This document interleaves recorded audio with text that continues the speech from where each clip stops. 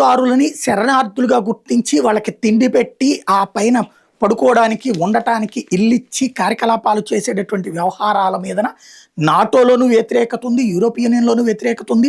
ఓ పక్కన అమెరికాలో గొడవ జరిగింది. అమెరికా అధ్యక్షుడు ఏకంగా మాగా అన్న పేరుతో అలా తరిమేస్తున్నారు, తరలించేస్తున్నారు. అట్లాగే కొత్తగా మెక్సికో నుంచి బ్రెజిల్ నుంచి రాకుండా అక్కడ గోడలు కడుతున్నాడు, ఫెన్సింగ్లు వేస్తున్నాడు.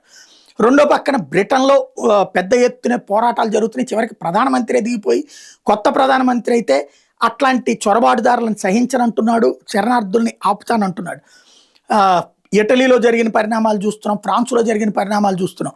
నాటో దేశాల్లో కూడా ఇదే పరిస్థితి ఉంది. ఇప్పుడు తాజాగా పోలాండ్ తన దేశంలోకి ఈ అందరితో కలుపు ఉన్నట్టుగా నేను రానినని తేల్చి చెప్పేసింది. డిపోర్ట్ చేసి పంపించేస్తుంది.